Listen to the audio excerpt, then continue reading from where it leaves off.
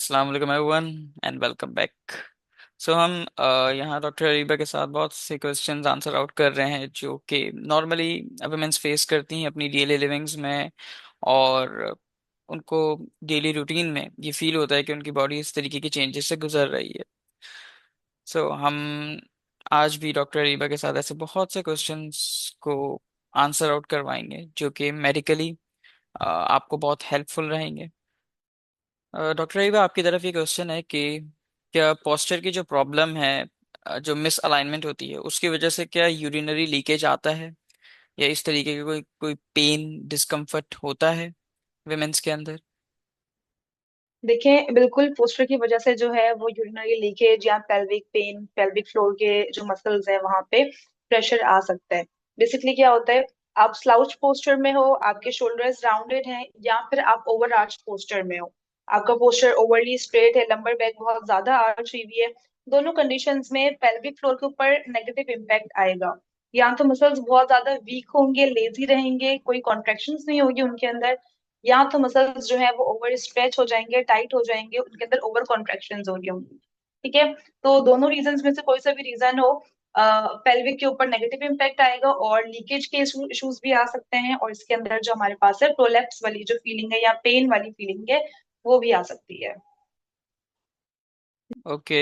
So it means के postural change जो है वो यूरिनरी लीकेज में एक रोल प्ले करता है। तो in many of the cases अगर मैं बिल्कुल। आपसे ये चीज डिस्कस करूं कि मेजॉरिटी केसेस में ऐसा होता है या बहुत मिनिमल केसेस में पोस्चर की इन्वॉल्वमेंट रही होती है यूरिन लीकेज के अंदर, नॉर्मली क्या चल रहा है in the all over scenario अगर मैं पूछूं तो? देखिए, मैं ये नहीं कहूंगी कि बहुत मिनिमल केसेस हैं इस चीज के, क्योंकि हमारे यहाँ जो मेजोरिटी ऑफ फीमेल्स हैं उनका पोस्चर ही बहुत ज्यादा इफेक्ट हुआ हुआ है। ठीक है। तो फीमेल्स जो आती हैं वो इस कंप्लेन के साथ आती हैं कि यूरिनरी लीक हो रहा है। हम उनकी हिस्ट्री लेते हैं तो ऐसी कोई हिस्ट्री नहीं है उनकी कि पोस्टमार्टम का पीरियड हो उनका, या प्रेगनेंसी हो, या कोई ऐसी एक्टिविटी हो। ठीक है। तो सारा ब्लेम जो आता है वो हमारे पोस्टर के ऊपर आता है। तो posture plays a vital role, complaints हैं, पेशेंट्स रिपोर्ट करते हैं। ठीक है, जहाँ पे हमने ये चीजें नोट की हैं। So as explain from your side doctor अलीबा, के पोस्चर जो है वो यूरिन लीकेज के अंदर एक रोल प्ले करता है। तो किस तरीके से लाइक पोस्चरल चेंजेस आना स्टार्ट हो जाते हैं? लाइक वो पोस्चर घर की नॉर्मल डेली रूटीन जो लाइफ स्टाइल जो वुमेन परस्यू करती हैं उसकी वजह से होता है, जिसमें घर में बहुत से ऐसे काम है जो फीमेल्स कर रही होती हैं, जैसे हैवी वेट लिफ्टिंग, मीन्स के उन सामानों को उठाना, जैसे आटे की बोरियां हो गई या इस तरीके की चीजें हो गई, या 5 लीटर का कैन हो गया, समथिंग लाइक दैट। इस तरीके के हैवी वेट्स वो लिफ्ट करती हैं, तो इसका किस हद तक एक अफेक्ट पड़ता है वुमेन की ऑल ओवर पोस्चरल अलाइनमेंट के ऊपर? और ये नेगेटिवली उन पे अफेक्ट करता है या इसका बहुत मिनिमल अफेक्ट रहता है? As per your experience, women किस तरीके की केसेस में लाइक फील कर रही हैं कि बहुत ज्यादा वेट लिफ्टिंग या सामान उठाने का जो गलत तरीका है उसकी वजह से उनमें ये प्रॉब्लम्स क्रिएट हो रही हैं? तो इस चीज को भी क्लेरिफाई कीजिएगा।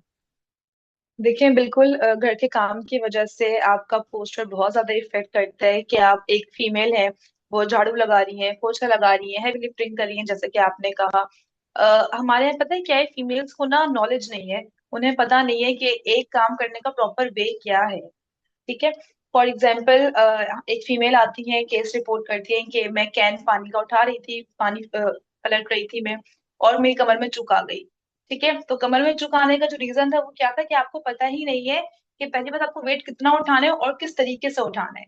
ठीक है। तो हर चीज का एक प्रॉपर वे होता है, प्रॉपर तरीका होता है। वी आर नॉट सेइंग कि आप वेट्स नहीं उठा सकते, आप वेट्स उठा सकते हो, if you can manage you can. ठीक है। लेकिन द इशू इज द सही तरीका क्या है उस चीज का। ठीक है।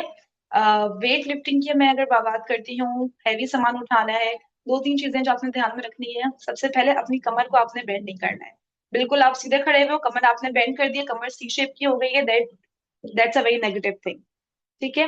तो आपने सिंपल क्या करना है, अपने हिप्स को बेंड करना है, अपने नीज को बेंड करना है, जो भी सामान उठा रहे हो उसको अपनी बॉडी के करीब करना है, and then you have to lift that thing. ठीक है, ताकि आपकी लोअर बैक के ऊपर कम से कम प्रेशर आए, कम से कम वेट वहां पे आए। ठीक है। सही तरीका फॉलो करेंगे, बॉडी को नुकसान नहीं होगा। तो ये चीजें हैं जो आपको ध्यान में रखनी है, और आपको इन चीजों के बारे में पता होना चाहिए। ओके डॉक्टर अईबा, तो इसी से रिलेटेबल एक बात है कि कॉमन बेंडिंग या सिटिंग मिस्टेक्स जो है वेमेंस में वो कौन सी होती हैं, वो किस तरीके की मिस्टेक्स कर रही होती हैं जिसकी वजह से ये पोस्चुरल चेंज आ रहा होता है इन देयर बेंडिंग या सिटिंग पोस्चर। देखिए, बेंडिंग की तो मैंने अभी बात की कि आप सीधे खड़े हुए हो, आपने कमर बहुत ज्यादा बेंड की हुई है। एक ये चीज। दूसरी चीज क्या करते हो कि बेंडिंग करते करते आप ट्विस्टिंग भी कर रहे हो। ठीक है। बेंड भी हो रहे हो, ट्विस्ट भी हो रहे हो। नेगेटिव इम्पैक्ट आ रहा है। ठीक है। थर्डली, बार बार झुकना उठना झुकना उठना। फॉर एग्जाम्पल, ऐसे भी घर होते हैं जहाँ पे बर्तन धोने का सिस्टम नीचे होता है। तो वो नीचे बर्तन धोती हैं, ऊपर प्लेस करती हैं, फिर धोती हैं, फिर उठती हैं। तो ये जो बार बार रिपीटेड मूवमेंट्स है ना, ये बहुत ज्यादा आपकी इंट्रावर्टिब्रल डिस्क वगैरह के ऊपर प्रेशर्स डाल रही होती है। ठीक है।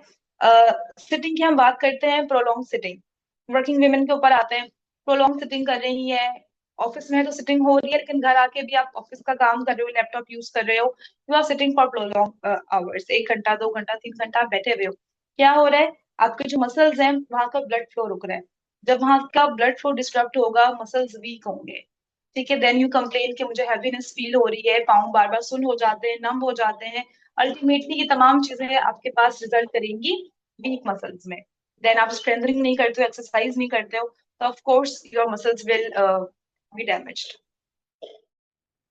डॉक्टर अईबा, आपने इस चीज को ये पॉइंट आउट किया कि फीमेल्स जो अपने घर में काम करते वक्त इन चीजों को नेग्लेक्ट कर देती हैं, और प्लस वो एक्सरसाइजेस नहीं करती नॉर्मली, और उनकी बॉडी का जो पैटर्न है वो according to the routine adopt होता चला जाता है, जिसकी वजह से at the end of the day उनको फिर प्रॉब्लम आती है पोस्चर में, अलाइनमेंट में, स्पाइनल प्रॉब्लम्स बहुत ज्यादा आ जाती हैं। इवन नॉर्मल फीमेल्स जो होती हैं उनको स्पाइनल सर्जरी की तरफ डॉक्टर्स प्रेस्क्राइब कर देते हैं, और वो ऐसे बात है न्यूरो स्पेशलिस्ट के पास जाती हैं तो वो फिर उनको सर्जरी की तरफ पॉइंट आउट कर देते हैं। तो ये एक पॉइंट है जो आपने डिस्कस किया। इससे रिलेटेबल एक और बात है जो मैंने बहुत फेस की है, और मैंने खुद भी इस चीज़ को नोट किया इन माय फैमिली ऑल्सो, कि जो हील्स हैं फीमेल्स की, वो भी उनके जो पोस्चुरल अलाइनमेंट है, उनकी ऑल ओवर स्पाइन है, उनके ऊपर बहुत अफेक्ट रखती हैं। मीन्स के हील्स का भी एक अच्छा खासा इम्पैक्ट रहता है वुमेन की, जिसको बोलते हैं ना पोस्चुरल मेल अलाइनमेंट के अंदर। तो आपकी नज़र में इसका रोल कितना है पोस्चुरल मैन अलाइनमेंट के अंदर, कि हील किस हद तक अफेक्ट करती है फीमेल्स को। देखिए, हील्स जो है ना वो बेसिकली आपकी बॉडी की पूरी बायोमैकेनिक्स चेंज कर देती हैं। Heels are good. Working women है, बाहर जाना है, जॉगिंग जॉगर्स में नहीं जा सकते, शूज में नहीं जा सकते, हील्स के लिए ऑप्ट करता है। लेकिन यू हैव टू सी कि आप कौन से हील्स यूज कर रहे हो। पहली बात तो ये, पेंसिल हील्स वगैरह को अवॉइड करें, ब्लॉक हील्स लें, मिनिमल हील्स हो वो वाली हील्स यूज करें। दूसरी बात, मेन पॉइंट के ऊपर आते हैं कि आपकी हील्स बॉडी की अलाइनमेंट को किस तरह से खराब कर रही है। आप हील्स पहनते हो, आपका जो लंबर एरिया है वो बहुत ज्यादा टिल्ट में जाता है। ठीक है। लंबर स्पाइन का जो कर्वेचर है वो ऑलरेडी इंक्रीज है, वो मजीद इंक्रीज हो जाता है। आपका जो पेल्विक है वो एंटीरियर टिल्ट में जाएगा। अब होगा क्या? आहिस्ता आहिस्ता आपको सबसे पहले बैक में पेन की कंप्लेन आएगी। बैक पेन हो रही है, बैक के मसल्स टाइट हो रहे हैं, बैक के मसल्स वीक हो रहे होते हैं। ठीक है। उसके साथ साथ एब्डोमिनल इश्यूज, जैसे कि हमने कहा ब्रीदिंग। ब्रीदिंग का एक बहुत इंपॉर्टेंट रिलेशन है कोर के साथ। ठीक है। तो अगर आपकी लोअर बैक के ऊपर इम्पैक्ट आ रहा है तो आपके कोर मसल्स के ऊपर भी इम्पैक्ट आ रहा है। ओवरऑल आपकी पूरी जो बॉडी है, बॉडी की अलाइनमेंट है आपकी, वो खराब हो रही है, जस्ट बिकॉज आपके फुट की बायोमैकेनिक्स खराब हो रही है। आपकी पूरी बॉडी आपकी फीट के ऊपर खड़ी हुई है, तो अगर फुट की ही अलाइनमेंट ठीक नहीं होगी तो ऑफकोर्स पूरी बॉडी सफर करेगी। ठीक है। तो आपकी हील्स की वजह से सबसे पहले आपके पास पेल्विक के ऊपर लोड आ रहा है, आपकी लंबर स्पाइन के ऊपर लोड आ रहा है, आपके कोर के मसल्स के ऊपर लोड आ रहा है। तो ये तमाम चीजें नेगेटिवली इम्पैक्ट कर रही हैं। सो डॉक्टर अरीबा, फिर क्या किया जाए? क्या हील्स को प्रेफर नहीं किया जाए? बिकॉज देखें, वर्किंग वुमेन्स हैं, बहुत सी ऐसी वुमेन है जो कंपनी रिप्रेजेंट करती हैं डिफरेंट प्लेटफॉर्म्स पे, लेवल्स पे। ठीक है। तो वहाँ ये सब चीज़ों की जाहिर सी बातें नीड होती है। अब ये तो नहीं है कि वहाँ पे कोई बैठ के हील्स को चेंज करता रहे, या हील्स पहने देन स्विच ऑन करे। तो उसका वे क्या है, लाइक उनको किस चीज़ को अपने जहन में रखना चाहिए, या क्या चीज़ अपने साथ कैरी करनी चाहिए, ताकि वो उनका हील्स वेयर करना भी उनको नेगेटिव इफेक्ट में ना डाले, और प्लस उनका काम भी सक्सेसफुली हो जाए। तो आपकी क्या राय रहेगी इसमें, कि किस तरीके से फीमेल्स को अप्रोच करनी चाहिए टुवर्ड्स वियरिंग हील्स? देखिए, हमने बात की थी लाइफस्टाइल मॉडिफिकेशंस। तो हील्स जो है ना वो हमारे लाइफस्टाइल का पार्ट है। आप यूनिवर्सिटी जा रहे हो, आप ऑफिस जा रहे हो, आपकी मीटिंग्स हैं, आप अपनी टीम को रिप्रेजेंट कर रहे हो, तो ऑफ कोर्स आपके वार्डरोब में आपकी हील्स मस्ट आती है। मैंने स्टार्ट में बात की थी कि you have to choose your heels very selectively.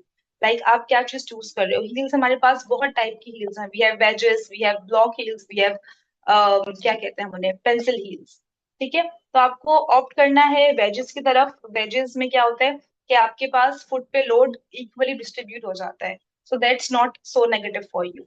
आप वेजेस को यूज कर सकते हो। ब्लॉक हील्स आती हैं, आप ब्लॉक हील्स यूज कर सकते हो जिनकी हाइट बहुत ज्यादा ना हो। ठीक है, तो हाइट का ध्यान रखते हुए आप वो यूज कर सकते हो।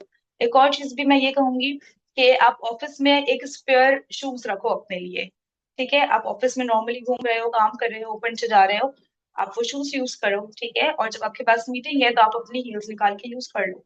तो इतना बार बार चेंज करने की नीड नहीं है आपको उसमें भी। ठीक है, but best option is this कि आप हील्स चूज करते हुए ध्यान से चूज करो कि आप कौन से हील्स ले रहे हो। Wedges are best, second best हमारे पास जो होती है वो ब्लॉक हील्स आ जाती है। Okay, so from your and females के लिए ये बिल्कुल भी रिस्ट्रिक्शन नहीं है कि वो हील्स को छोड़ दें, वेयर एज वो हील्स पहनने के जो वे है उसको मॉडिफाई करें, लाइक वो अपने साथ एक पेयर ऑफ शूज रखें या समवॉट बिल्कुल। लाइक इस तरीके से, ताकि उनके लिए फिर eight the end of the day problematic condition ना बने। तो जब वो टाइम ड्यूरेशन गुजर जाए हील को यस। पहनने का, तो वो उसको उतार के जाहिर सी बात है फिर चेंज कर लें। तो यू नीड टू से कि हम अगर छोटी मोटी मॉडिफिकेशंस करेंगे तो हमारी बॉडी फिट रहेगी, वेरएज अगर हम मॉडिफाई नहीं करेंगे और स्ट्रिक्टली बॉडी को कोशिश करेंगे कि ये हमारे अकॉर्डिंग चले, तो वो उस तरीके से नहीं चलेगी, वेरएज फिर प्रॉब्लम्स राइज होना स्टार्ट हो जाएंगी। सो दिस वाज बिल्कुल। Your point, okay. तो जितनी भी ऑडियंस है, जितनी भी फीमेल्स देख रही हैं, उनको इतना तो वो मिल गया होगा एक एंड के, कम से कम डॉक्टर साहिबा ने हमें हील्स पहनने से रोका नहीं है। उन्होंने हमें हील्स पहनने की इजाजत तो दे दी है। अब उसको कितना पहनना है और किस तरीके से पहनना है वो अब उनके ऊपर है, लेकिन पहनना मना नहीं है आपके मुताबिक। बिल्कुल। चलें, ये तो बहुत अच्छी बात है। सुनने वाली ऑडियंस को ये सुकून बिल्कुल हुआ होगा कि एटलीस्ट ऑन दिस प्लेटफॉर्म के डॉक्टर ने कहीं तो बोला कि आप हील्स पहन सकती हैं, बिकॉज मैनी डॉक्टर्स से कि बस हील्स हटा दो अपनी लाइफ से। Heels are part of life. You have to choose wisely, आप क्या चूज कर रहे हो। पर ये तो पॉइंट है। मैं as being a male doctor मैंने भी देखा देयर आर मेनी वैरायटीज, और अगर मैं खुद बात करूं तो इतनी है कि आप अब तो जाहिर सी बात है हम सबके पास सोशल मीडिया है, प्लस हमारे पास इंटरनेट है, तो हम सब डिटेल्स और इन्फॉर्मेशन जो है निकलवा सकते हैं, देख सकते हैं खुद से कि भाई कौन सी हील बिल्कुल। की लोड शिफ्टिंग कितनी होती है और किसका अफेक्ट ज्यादा नेगेटिवली पड़ता है, उसके हिसाब से हम बाय कर सकते हैं। तो आई होप ये तो सबके लिए बहुत इजी एंड होगा। सो जो वुमेन्स हैं, जो आपको भी अंदाजा होगा प्रेग्नेंट, तो उनके अंदर जो पॉस्चरल चेंजेस हैं वो किस तरीके के आते हैं, वो किस तरीके की जो स्पाइनल चेंजेस हैं, लो बैक प्रॉब्लम्स हैं, और आई गेस पेल्विक टिल्टिंग भी पाई जाती है। तो ये जो कैटेगरीज जो पाई जाती हैं, तो इनका लिंक लाइक प्रेगनेंसी से डायरेक्टली है या इनडायरेक्टली है, किस तरीके का इम्पैक्ट आता है कि वुमेन की ऑल ओवर बॉडी पे ड्यू टू द प्रेगनेंसी, जिसमें उनका पूरा पॉस्चरल अलाइनमेंट और जो मस्कुलर स्ट्रेंथ है, इन सब के अंदर जो चेंजेस आते हैं। देखिए, प्रेगनेंसी की बात करते हैं तो हमारे पास सबसे पहले तो एब्डोमेन का वेट आपका बढ़ रहा है। ठीक है, ड्यू टू द बेबी। उसकी वजह से आपके पास बैक पे बहुत ज्यादा स्ट्रेस आ रहा है। बैक पे स्ट्रेस आ रहा है, लंबर कर्व आपका ज्यादा हो जाता है, एक्सजरेट करता है। आपका पेल्विक जो है वो इंटीरियर पेल्विक टिल्टिंग में आता है। आपके कोर मसल्स वीक होते हैं जिसकी वजह से, ठीक है, लंबर मसल्स जो होते हैं वो वीक हो जाते हैं, ओवर स्ट्रेच हो रहे होते हैं, लोअर बैक पेन रहता है। ठीक है, ये कॉमन चीजें जो है वो सबको पता होंगी। सेकेंडली क्या होता है हमारे पास कि ड्यूरिंग प्रेगनेंसी आपके ब्रेस्ट का साइज इंक्रीज होता है। जब आपके ब्रेस्ट का साइज इंक्रीज होता है उसकी वजह से आपका जो अपर बैक का रीजन है वहां पे भी पेन मिलता है, और आपके जो शोल्डर्स हैं वो राउंडेड होने लगते हैं। ठीक है, तो ऐसा फील होता है फीमेल्स को कि वो झुक झुक के चल रही है। काफी ज्यादा हैवीनेस फील हो रही होती है। तो आपकी लोअर नेक में और अपर बैक में पेन वगैरह भी कॉमन रहता है। ठीक है, शोल्डर्स टाइट रहते हैं। इसके अलावा एक और चीज आती है जिसे हम कहते हैं, एक हार्मोन है रिलैक्सिन। उसका बहुत ज्यादा रिलीज होना शुरू हो जाता है। ठीक है, बॉडी को प्रिपेयर करने के लिए for the delivery of the baby. जब उसका रिलीज होता है उसकी वजह से हमारे जो लिगामेंट्स या टेंडन्स हैं वो बहुत ज्यादा वीक हो जाते हैं। जब वो वीक होते हैं तो कोई सी भी अगर चोट लगती है या धक्का लगता है, आप गिर जाते हो, तो वहां पे डिसलोकेशन होने के या इंजरी होने के चांसेस जो है वो बहुत ज्यादा हो जाते हैं। ठीक है। तो ओवरऑल पूरी बॉडी के ऊपर एक इम्पैक्ट आ रहा होता है प्रेगनेंसी का। सिर्फ ये नहीं होता कि आपकी बैक में पेन आ रहे, नहीं, ओवरऑल पूरी बॉडी आपकी सफर करती है उसकी वजह से। इसलिए हम कहते हैं कि ड्यूरिंग दिस फेज कुछ चीजों को आपको अवॉइड भी करना चाहिए। फॉर एग्जाम्पल, आप हैवी लिफ्टिंग कर रहे हो तो आप उसको छोड़ दो।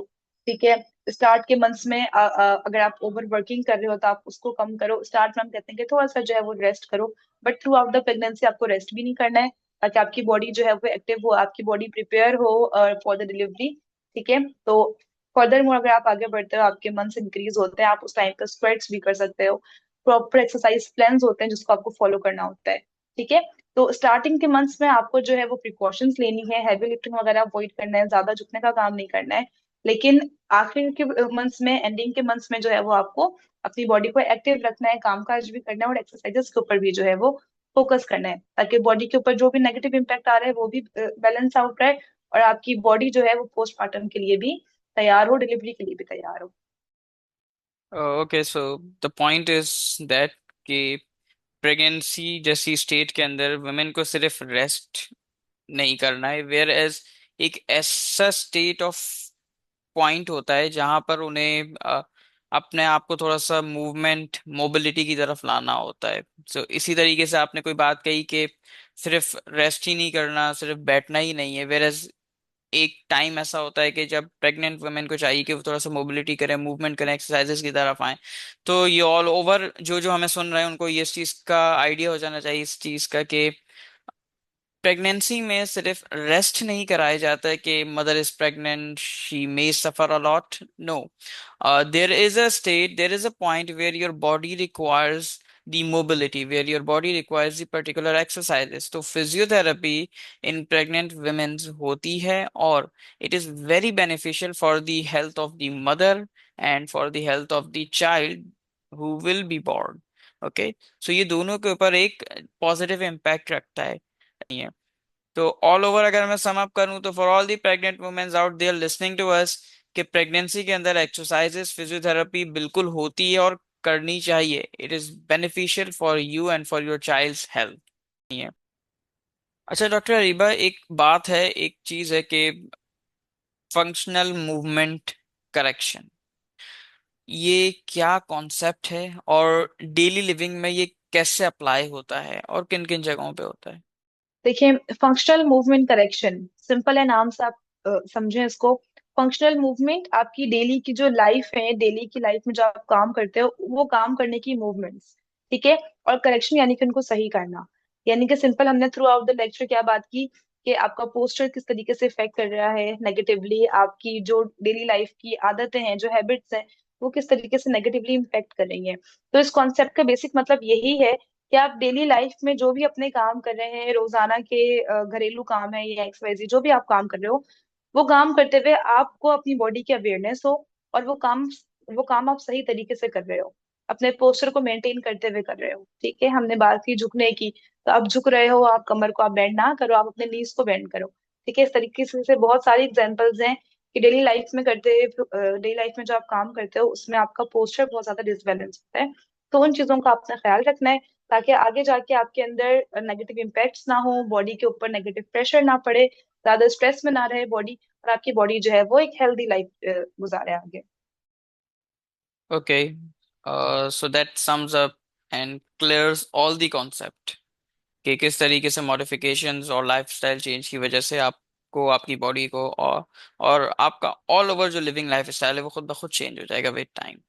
तो ये सब चीज़ें अगर एड अप होंगी आपकी लाइफस्टाइल में मॉडिफिकेशंस, तो it would give you plus points.